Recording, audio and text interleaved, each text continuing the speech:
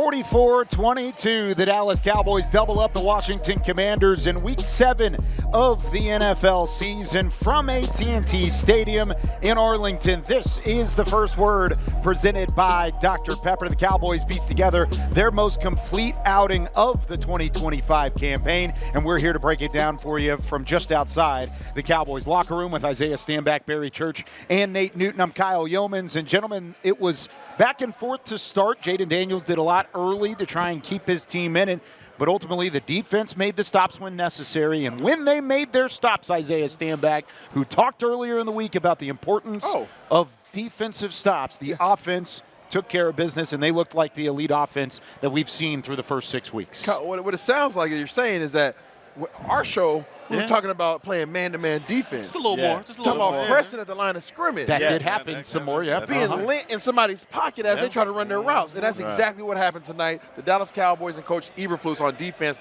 changed up their scheme. They played primarily man coverage, and because of that, players were able to do what they do best, and that is play sticky defense. You saw it all over the place. There was not a lot of receivers that are running open. Now, most people are going to say, they didn't have their top three receivers. That is true, but they did have other professional athletes that played a wide receiver position, and they were not able to get open. And because of that sticky defense, the defensive line was able to do some things. You also saw Coach Eberflus bringing some pressure from the linebackers, all of which made life uncomfortable for Jaden Daniels. Yeah, when it comes to the defense, I love what Flus did out there this afternoon. You talked about the man-to-man coverage. That gave that defensive line an extra tick, an extra second to make things hard for Jaden Daniels and Marcus Mariota throughout this game. I mean, when you have coverage in the back end like that, it gives your defensive line that extra second they need to get back there and make things hard for the quarterback, and they did just that. I love the pressure what I've seen from this defense this afternoon. Some young cats in that linebacker core, definitely have to give some flowers to them. Shamar James, he played a heck of a game. He seems to be, wherever the ball is, that's where Shamar James is. Run and hit. Find the ball, locate the ball, and hit, and that's exactly what he did. The corners on the outside, like we mentioned earlier, sticky coverage throughout the afternoon. Defense, he did a heck of a job this afternoon. Offensively, I wasn't quite sure how they were going to work together. When you talk about CeeDee Lamb coming back and George Pickens, he became the guy these last 3 games, but they worked unbelievably together. Dak Prescott, being the veteran that he is, was able to spread the ball and make everybody happy. And we see what kind of dangerous duo those two can be on the offensive side of the football. I just want to say, I've been real critical of defensive line. They played well today, made plays. I saw my man Osa just stepping up to the plate, bringing pressure, knocking the quarterback off the spot. I want to say, try our linebackers, man. Keep doing it. You saw Murray, the young Shamar James. Man, just doing what they need to do. This is what we need. Give Dak a chance to get warmed up. Get a lead. That's where the coach can come with his little packages on defense. That was a complete game. Now, you guys explained it well, man. And, hey, that was a complete game, Kyle. Yeah, it certainly was. 400 total yards of offense in this matchup. The Cowboys had a 100-yard rusher, Javonte Williams, a 100-yard receiver, and CeeDee Lamb close to another 100-yard receiver with George Pickens at 86 yards total in the matchup. And then you look at the defensive side. You had the limitation of the Washington offense in the first half, and then the takeaways in the second half. The fumble recovered off of the strip sack from Jaden Daniels. Ball falls on the ground. Jadeveon Clowney is there. Then you turn around. Club 42 mentioned, by the way. Exactly. I gotta put that in there. And then you had Deron Bland with a pick six like it's 2023 all over again. So all of that to be said, it's a complete game from this Cowboys team. Who deserves the most credit based off of what we saw today? Coach Schottenheimer. Yeah, Coach Schotty. I mean, he's continuing to be consistent offensively. He leads the league in terms of the total offense. Those guys are taking care of business there.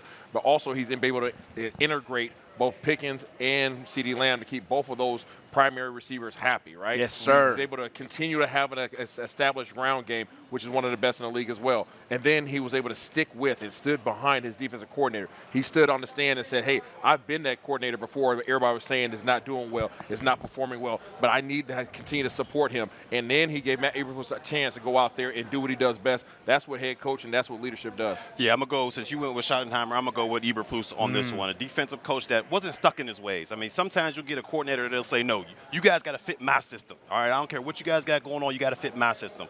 That wasn't the case here. He listened to his players throughout the week saying, hey, maybe we need to sprinkle a little bit more man-to-man coverage out there, and that's exactly what he did. Listen to his players, put his players in an opportunity to win and produce for his defense. So to me, I got to get flowers to Eberflus out there tonight. I don't know the running back's coach name, but I know he had to speak up for his boy last week, Javonte Williams, and we talked to Mr. Jones, Stephen Jones, before the game. Are y'all going to get back to the run game? And they got back to the run game. And in that second half, you saw a little bit of Jaden Blue, but a whole lot of the juggernaut. Well, I tell you what, this thing, them Infinity Stones came together. Yeah, they definitely did. Derek Foster, by the way, running backs coach for the Cowboys. Thank you. Just so that way we do give credit where credit is due. I'll give credit to the front office because I just mentioned all those names right there. You mentioned Javonte Williams, George Pickens, Deron Bland making the play, and then Jadeveon Clowney with the fumble recovery. And then you've got Dez Bryant here celebrating the win as well. Dez, who joined us here on Cowboys Pregame Live earlier in the day. Do you want a headset again, Dez? I got you, Dez. Here you go. What are your thoughts on how this one ended up? Yeah, get in front of here. Let's go. Come on now. Hey, go ahead, slide in. Y'all got it. Yeah. You got that Cowboys hat on, too. You haven't taken it off yet. I'm a real Cowboy. Yeah, I know you are. There Yes, sir. What are your thoughts after the 44-22 win? I mean, damn. I mean, we are live. I mean, I'm not unapologetic, but I'm not surprised. You know, Dak, he showed up. He showed out. CeeDee Lamb, he picked up where he left off. George Pickens, he picked up where he left off. All the guys showed up. You know, one of the things that I took away from the game that I wish all of the guys will take away from the game is feed off of Dak energy. You know, Dak he is leading this thing.